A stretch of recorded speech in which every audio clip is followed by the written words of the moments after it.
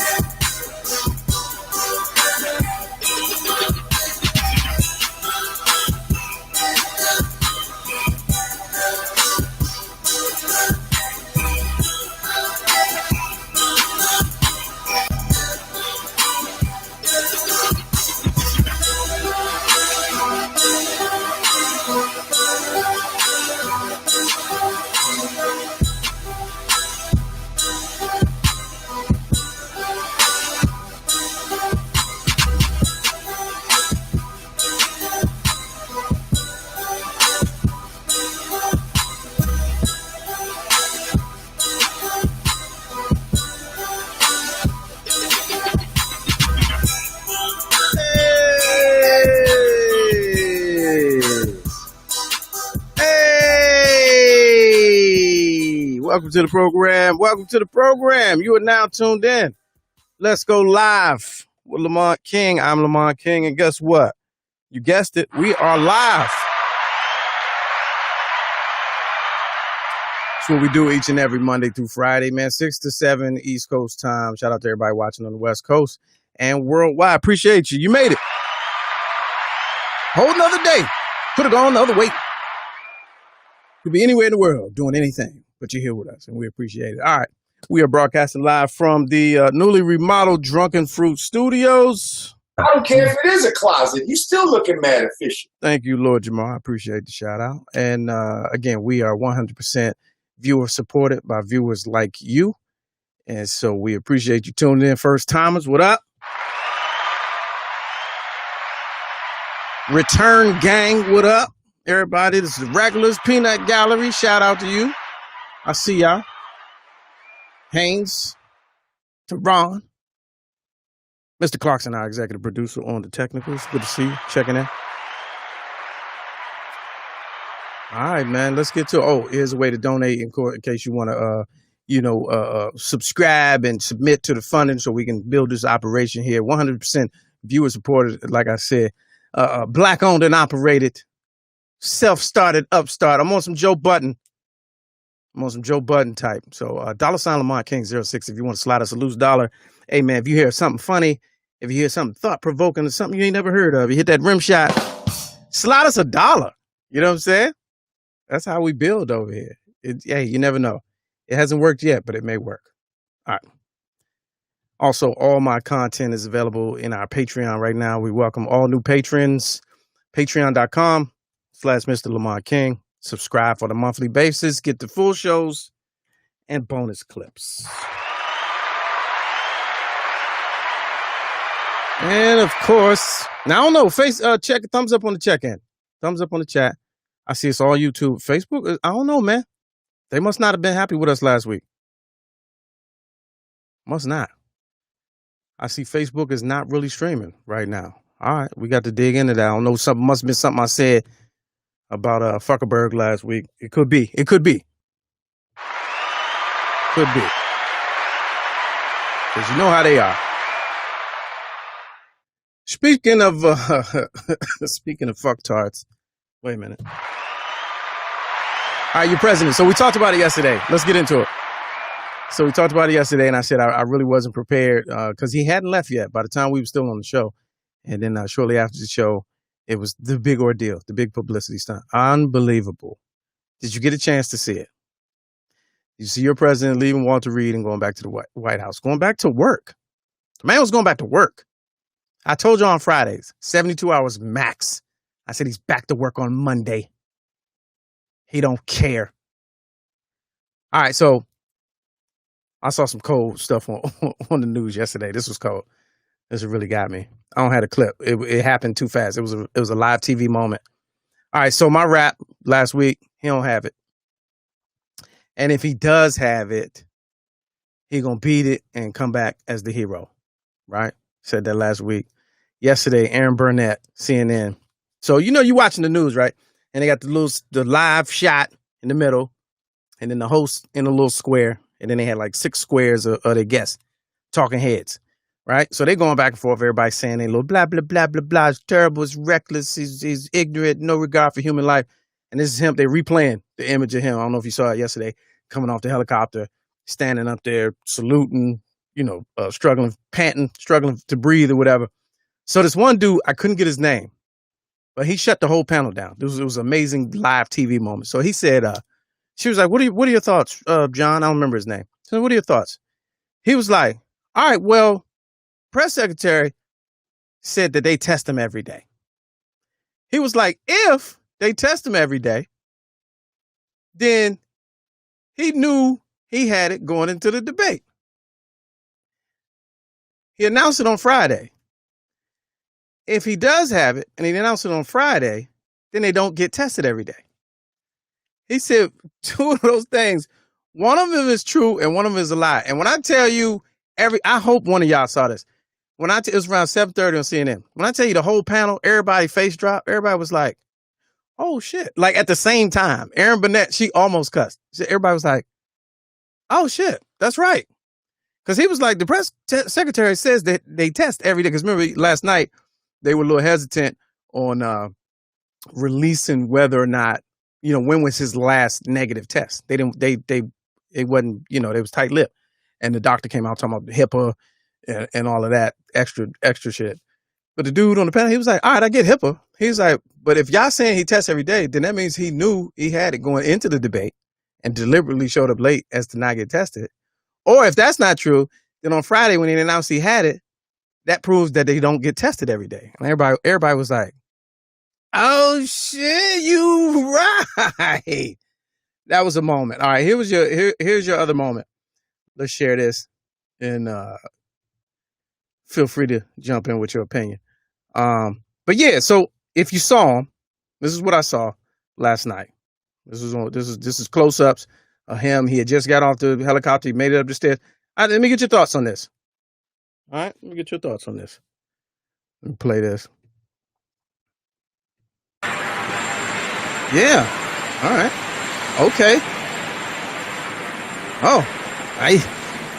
Okay. All right, that's a loop. It's about 8 seconds. All right, this time we're going to watch it, and I'm going to put my own little spin on it. This is what I think was going on.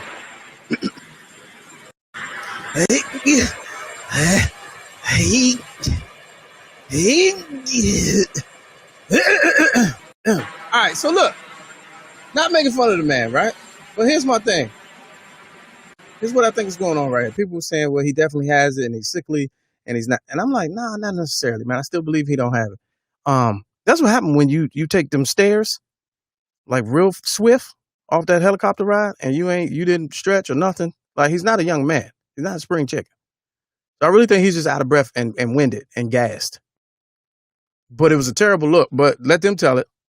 He's heroic. Like, he came like Superman. Remember Superman when Zod came over, when Superman took his powers, let his powers go. What was that, 2 or 3? And General Zod took over the White House. It's Superman. Like, is this your leader? And Zod took his powers and crushed his hand and took over and made the president kneel in the White House. Kneel before Zod. That's what he looks like. Zod. He thinks he looks like Superman, but he looks more like Zod. Tripping. All right, now let's go to this last one, and then we're off of this. So here's the speech that he gave. They had a little green screen set out on, I don't even know where he was, but it was set to look like he was at the Lincoln Memorial, but it did not. But here's where your man went off the rails. And some of your friends today are still defending him. They're still rallying. They're still rooting. Unbelievable. All right, here we go. This is his little 2 I minutes. just left Walter Reed Medical Center, Wait a minute. and it's really something very special. The doc. Okay, we're gonna watch this together. All right. So listen to what he says very carefully, and this is why I say he don't have it or didn't have it. Listen to what he says. Pure propaganda. Scary. Left Walter Reed Medical Center, and it's really something very special. The doctors, the nurses, the first responders, and I learned so much about coronavirus. And one thing that's for certain, don't let it dominate you. Don't be afraid of it. You're going to beat it. We have the best medical equipment. We have the best medicines, all developed recently. And you're going to beat it. I didn't feel so good. And 2 days ago, I could have left 2 days ago. 2 days ago, I felt great, like better than I have in a long time. I said just recently, better than 20 years ago. Don't let it dominate. Don't let it take over your lives. Don't let that happen. We're the greatest country in the world. We're going back. We're going back to work. We're going to be out front. As your leader, I had to do that. I knew there's danger to it, but I had to do it. I stood out front. I led. Nobody that's a leader would not do what I did. And I know there's a risk, there's a danger, but that's okay. And now I'm better, and maybe I'm immune. I don't know. But don't let it dominate your lives. Get out there. Be careful. We have the best medicines in the world, and it all happened very shortly, and they're all getting approved, and the vaccines are coming momentarily. Thank you very much. And Walter Reed, what a group of people. Thank you very much. All right. Couple I things. just left Walter Reed Medical Center. Wait a minute. Let me stop that. Couple things, man. And I ain't gonna spend too much time on this, but unbelievable. Your man said one thing that jumped out to me was the part in the middle where he said, I had to do it. Right? First thing I said, what did you have to do, fam? What did you have to do? He tried to clean it up. Tell me I had to step out there and leave. But I'm really like, this is my mindset. He's really telling y'all that it's a play, it's a move. Like he's really telling y'all that I had to go out there, jump on the sword, either say I got it and get this and take this vaccine cocktail that's coming soon. Vaccine before Halloween. That's the new hashtag for me. Shirts is almost ready. Vaccine before Halloween. He like I had to do it. Completely, man, off the rails, loose cannon. Your man back to work in 3 days. Meanwhile, we up approaching 211,000, and he making a mockery of the joint, talking about don't let it dominate your life. Don't be afraid of it, man. And some of y'all still like, yeah, but Biden did the crime bill. He did the crime bill 1994, and he did the crime bill, and he called them super predators. All right, okay. All right, we're gonna keep it moving. I had to touch on that because when I left the show yesterday, I was like, man, I can't even speak on it yet because I had to gather my thoughts and get the video evidence because whatever I say, y'all don't be believing. So I had to show it to you. Absolutely ridiculous. All right, anyway, moving forward, ladies and gentlemen. First timers, if it's your first time watching the show, man, this is where we at every day. So it's trending topics, celebrity interviews, hilarious commentary, and interesting people. All right, so you never know what can happen at any given time. Meanwhile, speaking of which, right about now, man, you got to get someone to bring on the show, man. This cat is a heavyweight in comedy.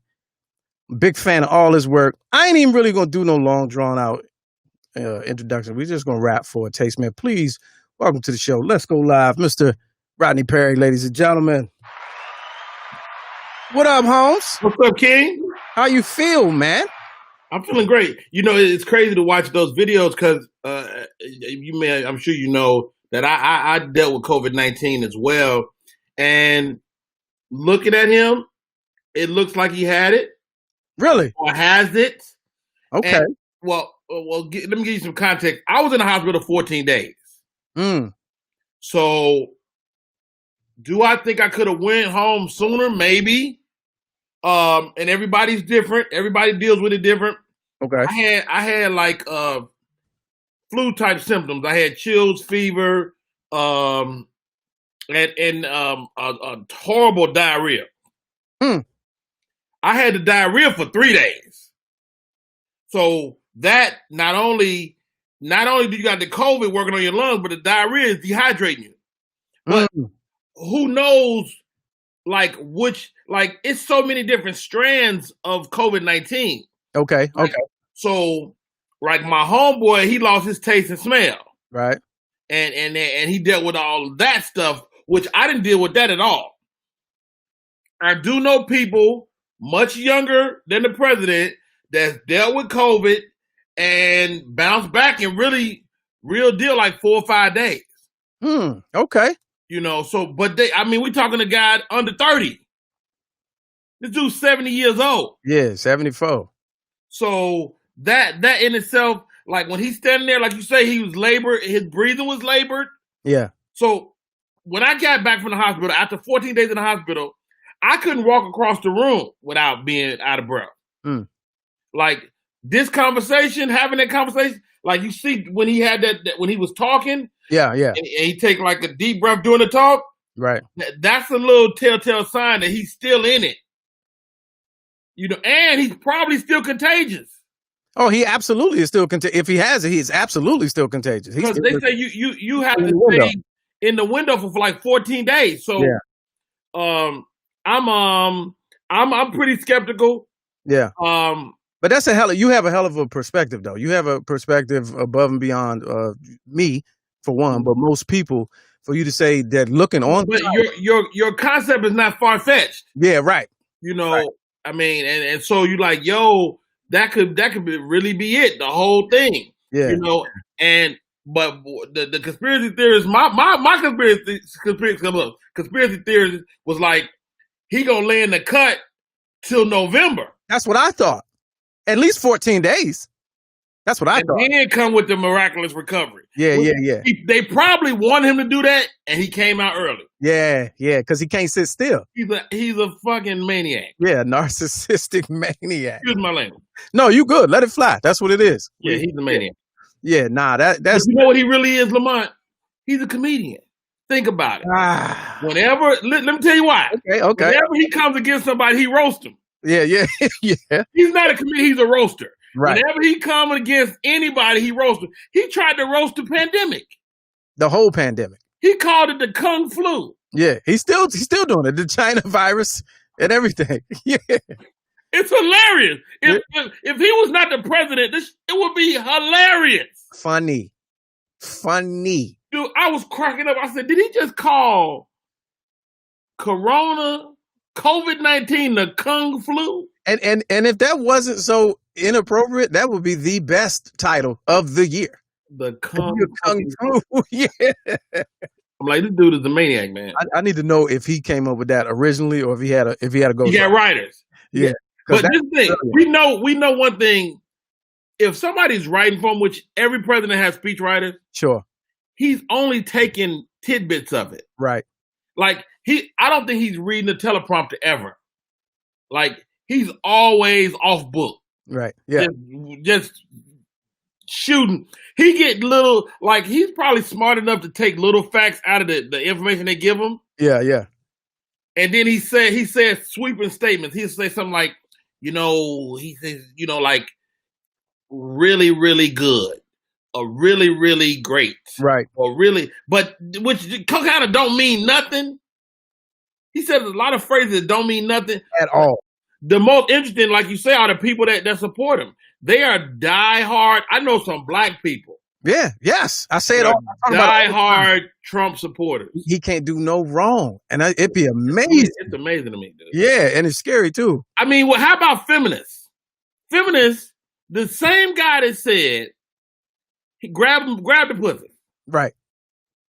And and he's got your vote? Yeah. Are you serious? And these will be the same feminists who literally go after everybody.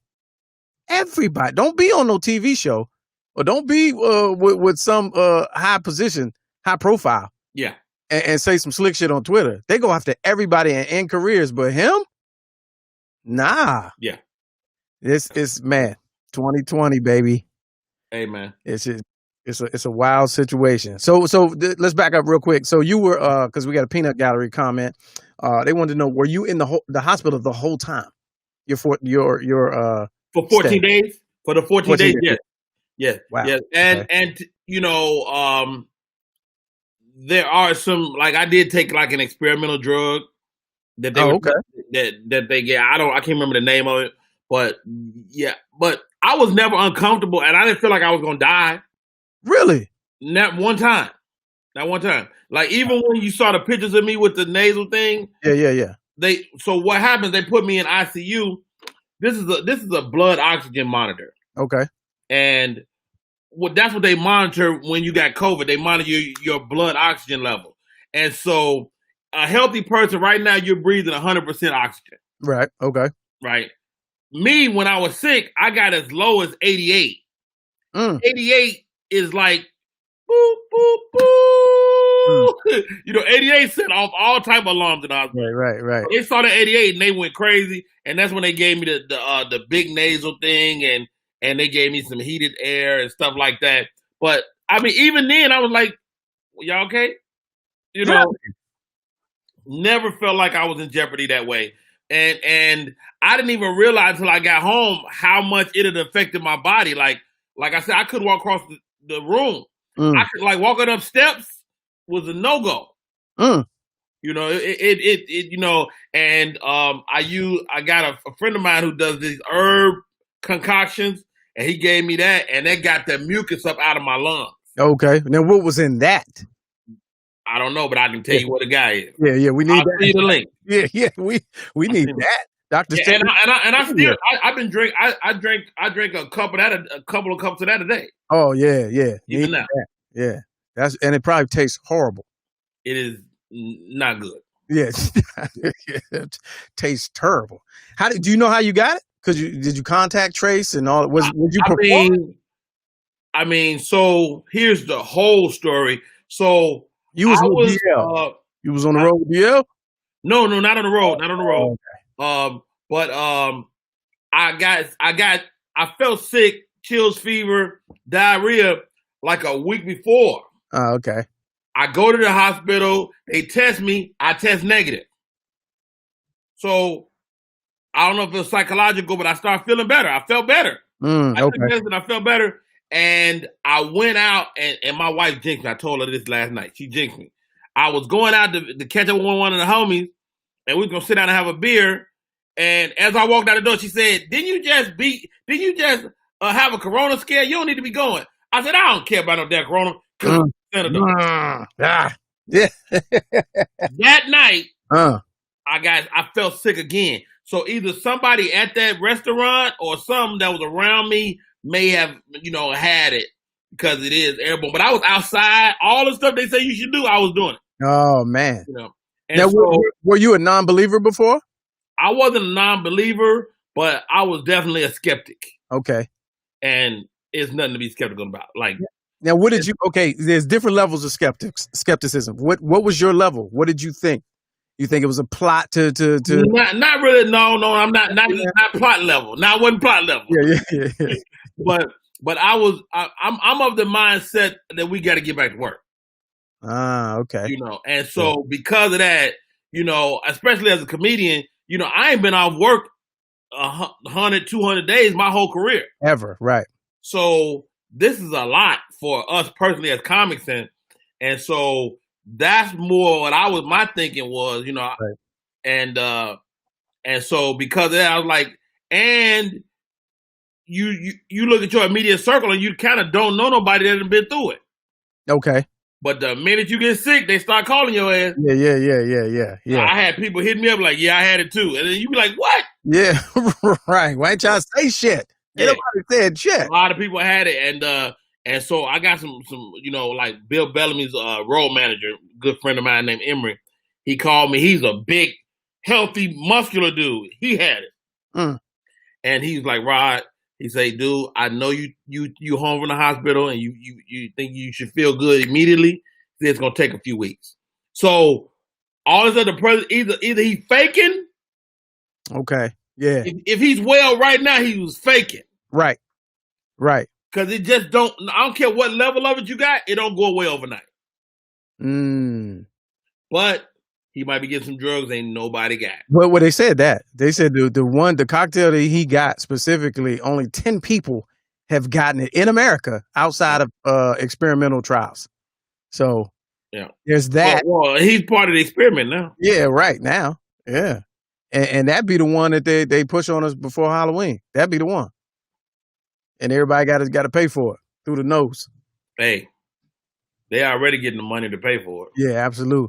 I talked to a couple cats that you know that were that tour regularly with DL, and they were telling that story, and he was saying, long story short. Well, let's talk about the dude that's supposed to caught him and dropped him on the ground. Well, yeah. Let's talk about one job. Yeah, one job.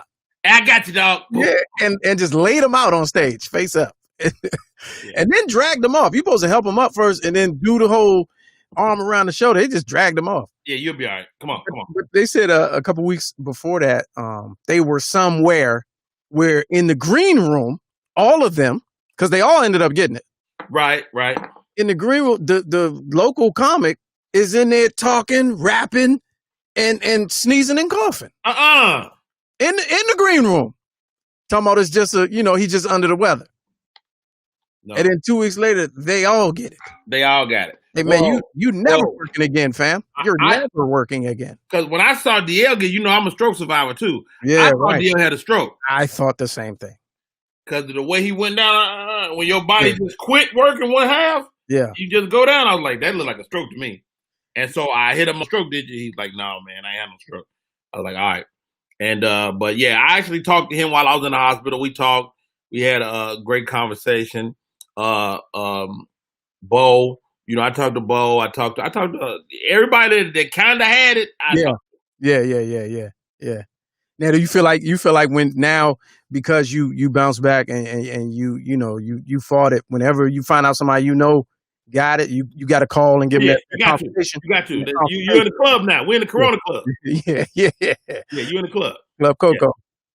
All right. Now, you mentioned, I didn't know how comfortable you were with talking about your stroke, but you mentioned it. Can you walk us through that experience and the effect that's had on your life and your career? Well, 4 years ago, I'm on the road, Denver, Colorado. I'm not sick, but I'm not feeling good. Mm-hmm. And my buddy Joy Wells hit me up, and he told me about a friend of ours that had a stroke like the day before. And as he was telling me her story, I was like, wow, that's crazy. I feel like that right now. Really? Yeah. And I was like, and so I called my other boy, Hank Denson, who used to work in medicine. And Hank was like, yo, Rod, go get your blood pressure checked right now. So I got myself together. The Denver hotel you stay in Denver is right across from Walmart. I went to Walmart and I checked my blood pressure in Walmart. It was 221 over 140, which is super high. And I mean, you're supposed to be like 120 over 80 to live. Right. Normal people. Mine was 220 over 140. A little old lady walked past. Oh, baby, your pressure high. So this is where the story come off the rails. Yeah. Instead of going to the emergency room right then, I did 2 shows that night. Oh, jeez. So I go to 2 shows. The only time I considered my mortality was during that time, the window before the show, and like the time I checked my blood pressure and before the show, those couple hours, I was like, if I'm going to die, I want to die on stage. Oh, nice. Okay. I said that to myself. Okay. And so after the first show, you was like, it didn't happen. Let's go again. We good. Yeah. Let's go.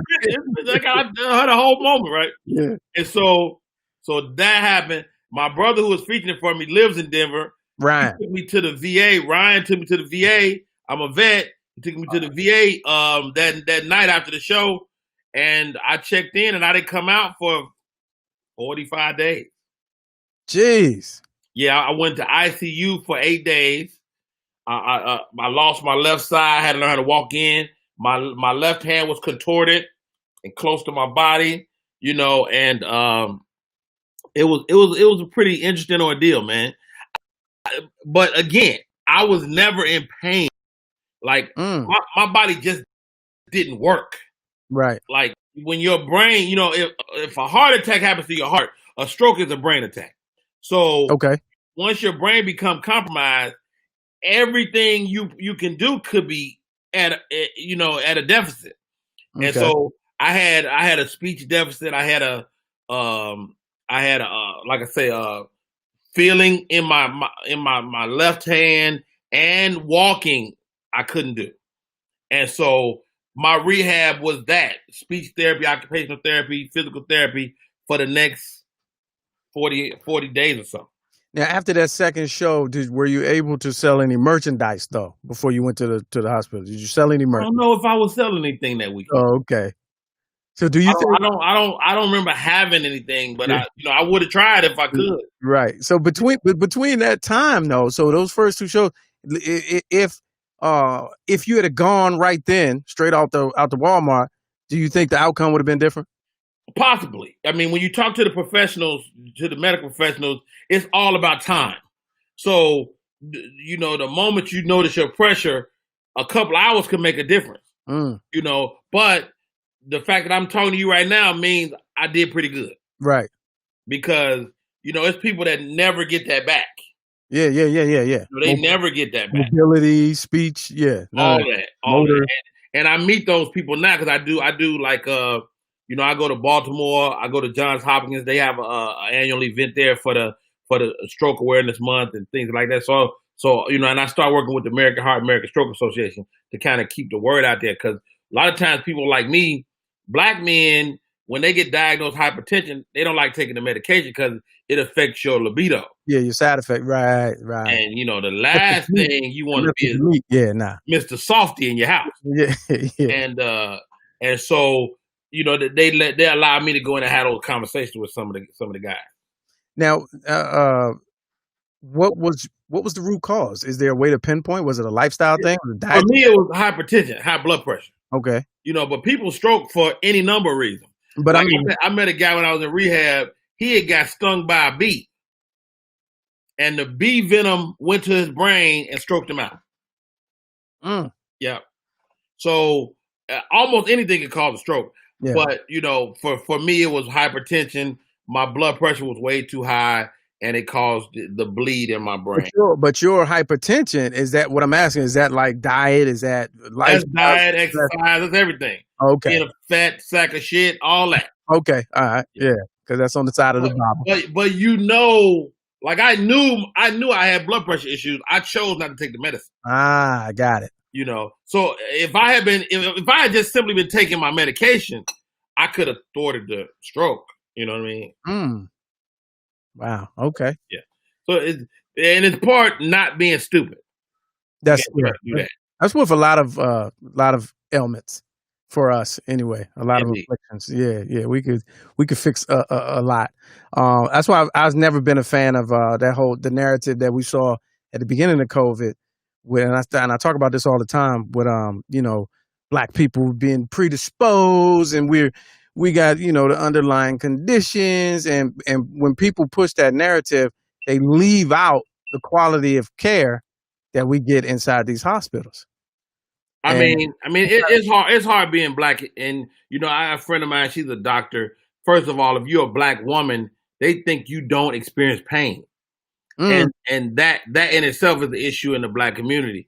And heaven forbid you're a black male, it's even worse. So, and what about the expense of healthcare? Yeah, healthcare, right.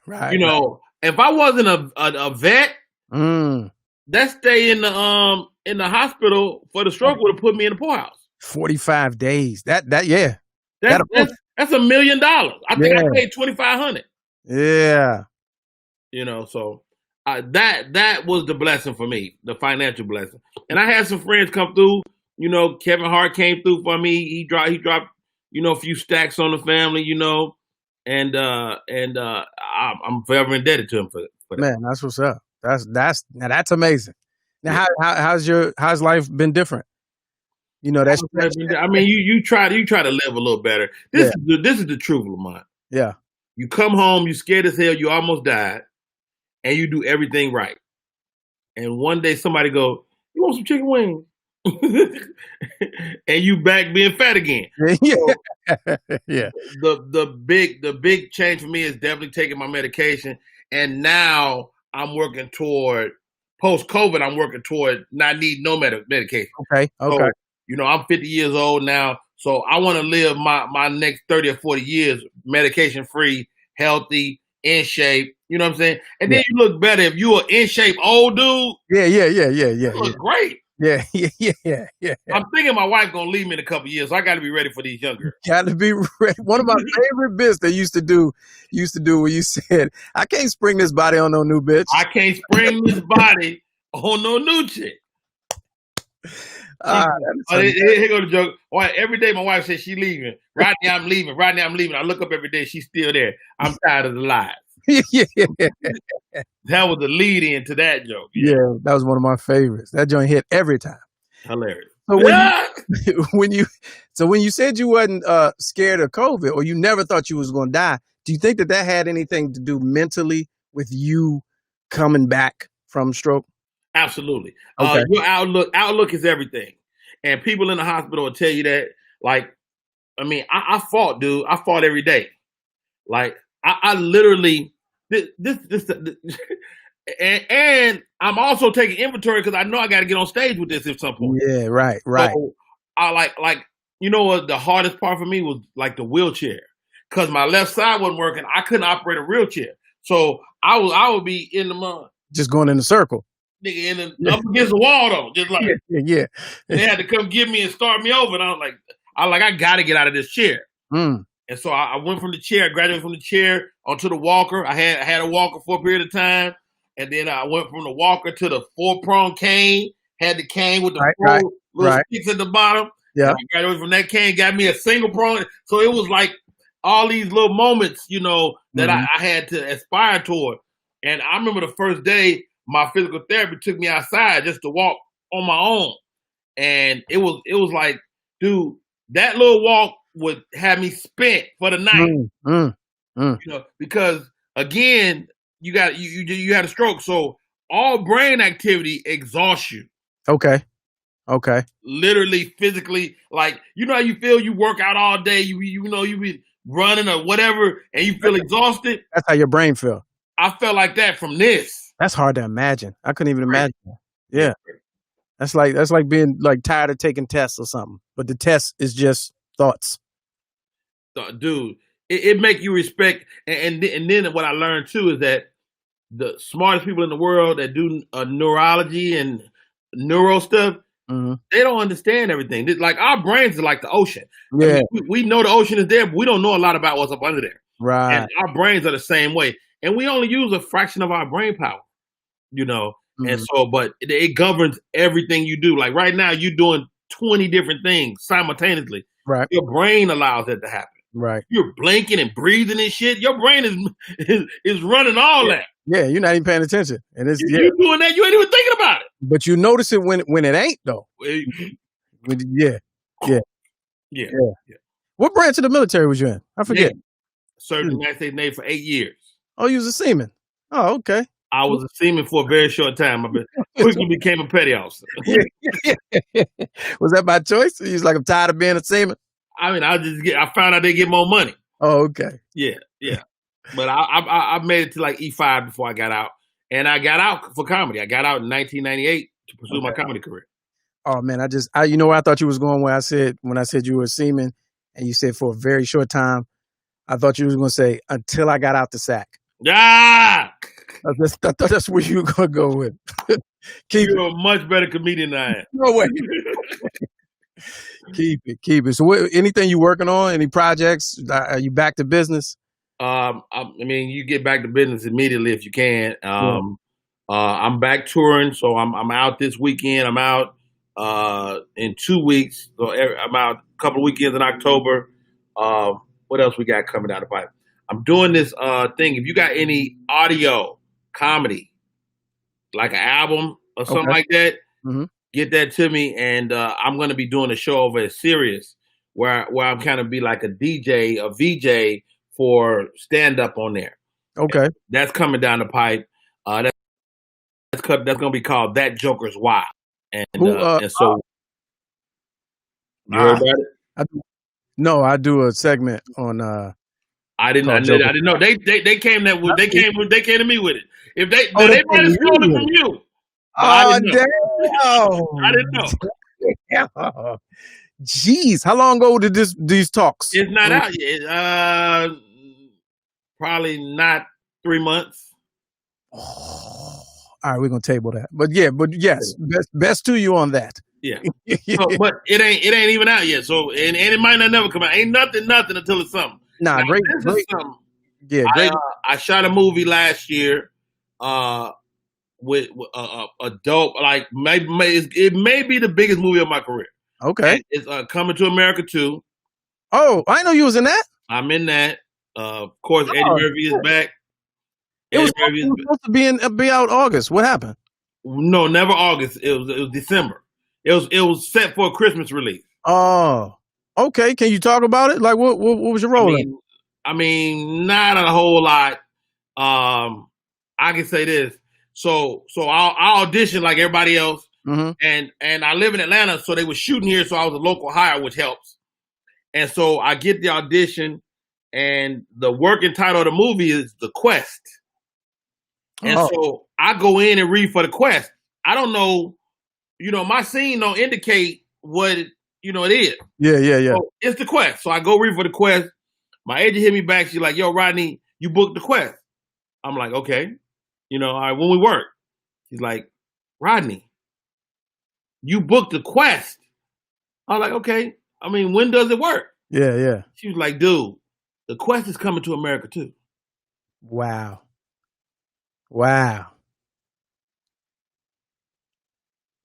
Yeah, exactly. There's nothing else to do at that moment. But So, yeah, that was dope. That was a great moment. And working on the set with the guy that's the reason you do comedy. To have Eddie Murphy walk on the set and go, "What's up, Rodney?" Like, nigga talking to me. Me. Is there another Rodney? Yeah. And so it's a great cast. A lot of comedians. Yeah. Leslie Jones. Yeah, that's a Jermaine. Your boy from DC, Jermaine Fowler, which is just a great guy. Mm-hmm. Tracy Morgan, young comedian named Nav Green from Atlanta. He and I was like, bosom buddies in the joint, and of course Eddie and Arsenio and a lot of great folks from the original movie. Nah, that's awesome. Does it do the first one justice? I think so. I think the story is good. I mean, the story matters, and Eddie and Arsenio, man, it's so crazy to watch these dudes work, man.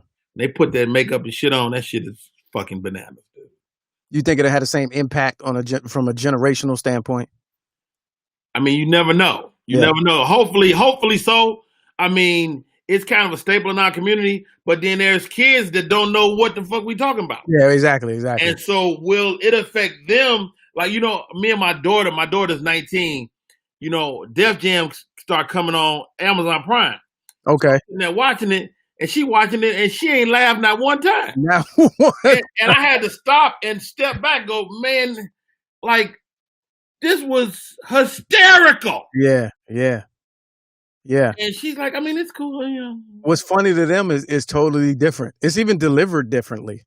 What they take in is funny. How they consume funny is different. Very true. Very true. Wow. That's awesome. I didn't know that. Round of applause for that. Yeah, man. Coming to America too. I'm excited. You steal any scenes? There's nothing more for the residuals. Yeah. Yes, forever. Did you steal any scenes? I hope so. Yeah. I didn't have a lot of lines, but I'm in probably 6 different scenes. Hey, that's it. That's enough. And so we got some cool moments. Me and Nav, like our characters like was with each other the whole time. Right. And so we got some cool moments. And if you get one moment in the movie like that. Yeah. And I haven't seen the edit. I ain't seen the trailer yet. So I'm hoping I make the trailer. Yeah, you might not even be in it. Why you bullshit? Yeah. That's how Hollywood works. You might. Hey, I did a movie years ago, right? I'm the only black character. It's a Matt Damon movie called The Informant. Mm. Right? Matt Okay. Damon movie, Matt Damon the star, call informant. My scene is with Matt Damon. And I had to join the union to even do the movie. To get I SAG. had to pay to Right, do the movie. right. I've been there. I shot the movie. Matt Damon was cool as hell. He came to my trailer, knocked on my trailer door. Hey, Rodney, right? Hey, so we're working together today. Man, welcome to the set, man. I hope you have a good time. I was like, motherfucker, are you talking to me? Yeah, again. You Matt Damon. Yeah. And we had a great scene. In the scene, he played an informant for the FBI. I'm an FBI agent. I had to shave his chest to put a wire on him in the bathroom. Okay. And so it was like a little crazy, funny moment with me doing it. They cut my ass smooth out that damn. Yeah, the whole scene. The whole thing. I don't know if it was for time or what, but that's one of the things, because that dude that do all the ocean movies directed Soderbergh. Okay, Steven Soderbergh, yeah. So he shot it. He's holding the camera like he DP and directed. And so I was like, man, I might get an ocean movie. I in my mind, what if this to death? Yeah. And that's the Hollywood. That's how they tell you, don't even let it go. Don't even worry about it, because you never fucking know. Right. You'll never know. And you got, like you say, you just got to let it go. I mean, you can't trip off of it. You got to be like a DB to get burnt. You got to get back up there and play D again. Jay Moore had a TV show, short-lived. It was the last work I did when I left LA, when I moved back to the East Coast, 2010. Jay Moore, it was a network television show. I had an under 5, which is literally, they call it under 5, y'all. And it's literally under 5 lines on the TV show. And I said one sentence, and they cut it, and I still get paid. Really? I still get residuals from that still? I still get it, like $17, a couple times a year. Like, where is it running? I don't know. I don't ask. Wow. I don't even care. Dude, let me tell you, I did a movie called John's Family Vacation. Said the entertainer Steve Harvey. I did a movie called Medea's Big Happy Family.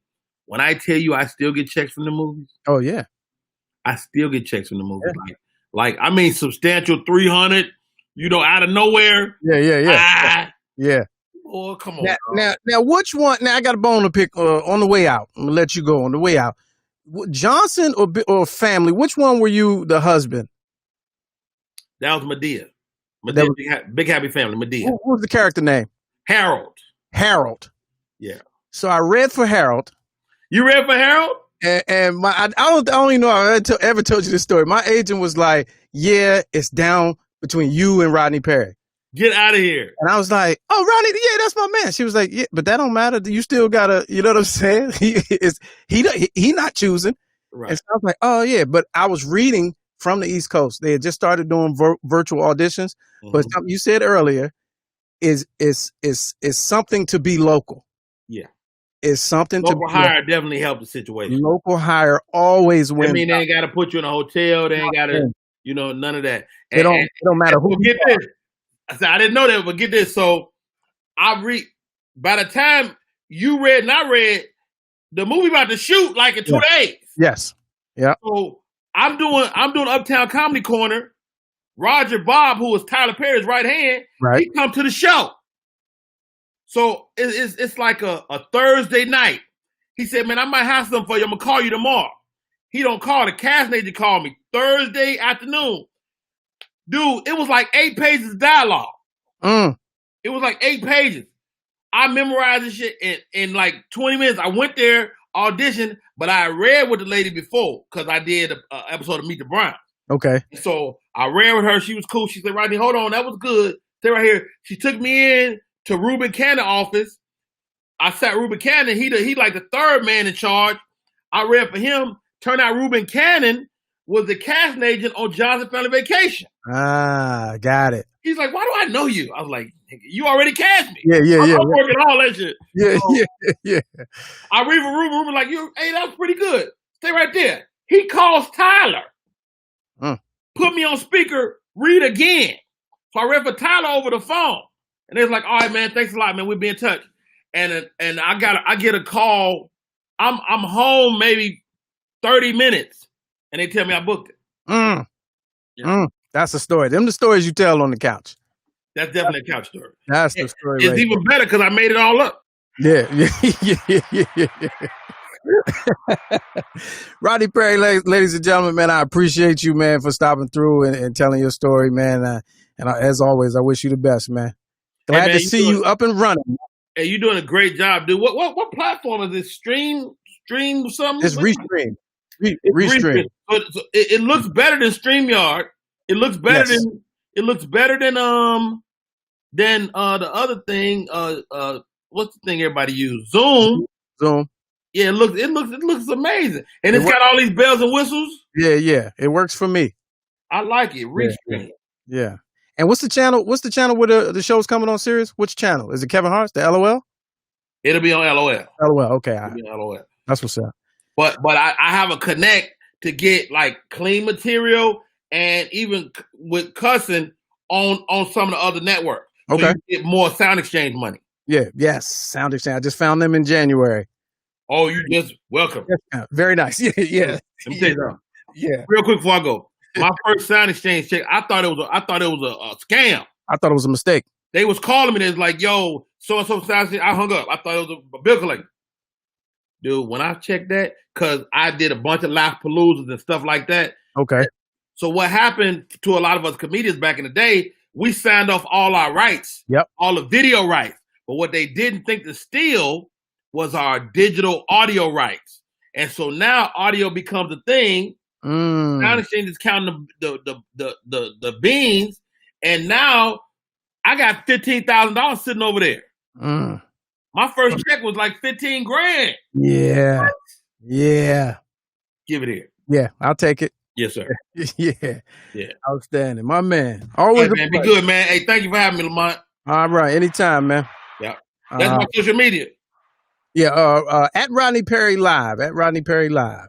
And what's up with the classes? You doing the classes? You still doing I am. Still doing my class. I teach improv workshop. I'm doing it all on Zoom now. Okay, yeah. Put that out.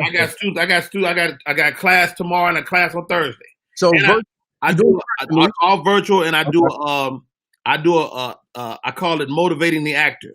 So it's all motivation class, to help you get to that next step. We didn't have motivation; we just had to figure it out. Yeah, figure it out. Yeah. So I try to give people stuff that I didn't have. All right, Chi-Town. Boy, be good, man. All right, my man. Round of applause. So yeah, he got the acting classes jumping virtually now. So at Rodney Perry Live, just send him a DM if you're trying to take that leap and do something different. You know what I mean? My guy. It's one of the first people I met when I ventured out and moved to Los Angeles back in like 2005. One of the first people that gave me little jewels and morsels here and there, little advice. You know what I'm saying? Always a good dude. Solid dude. He's what you call a comedian's comedian. All right. Funny stuff, man. All right, let me see what y'all talking about in the peanut gallery. Oh, Cutie Pie said, I thought you read for the Bow Wow character. No, I read for Harold. I would never forget that.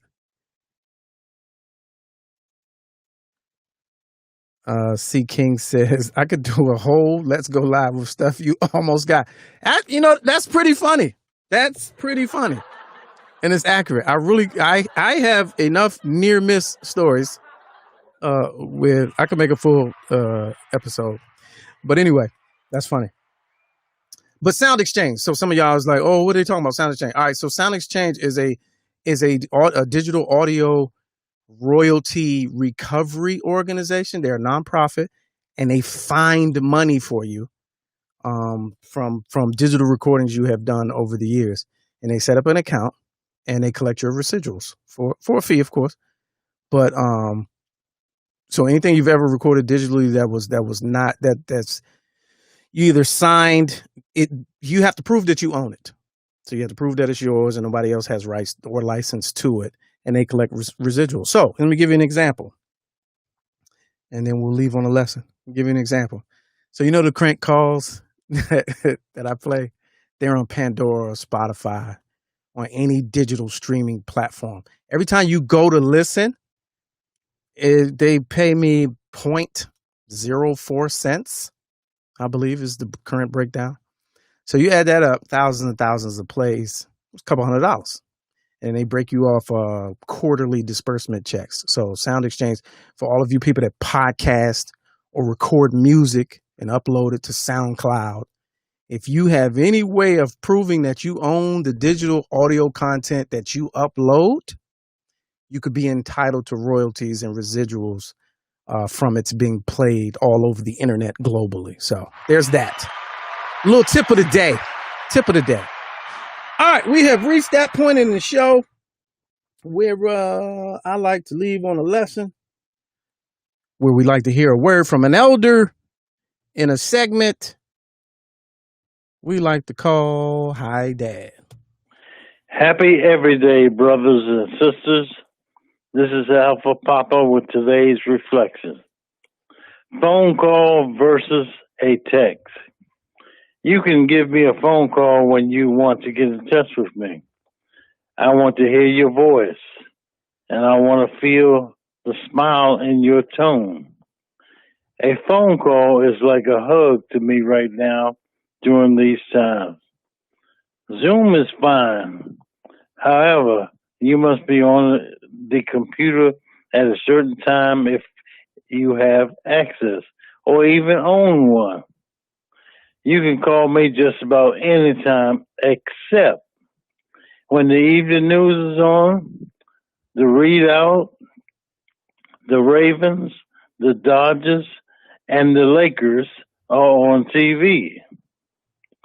By the way, I have a flip phone, so don't even try to text me.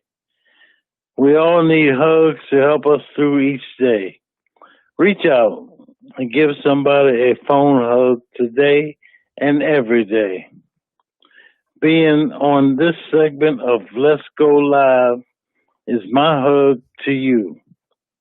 Peace and blessings to all. Alpha Papa. All right, and there you have it.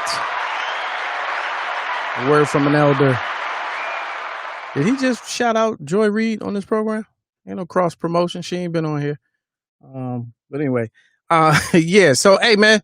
So our guest today, the legendary Rodney Perry, at Rodney Perry Live, if you want to get in contact with him or follow all his content, OG in the game. Also, if you want to donate, I think there was a lot of,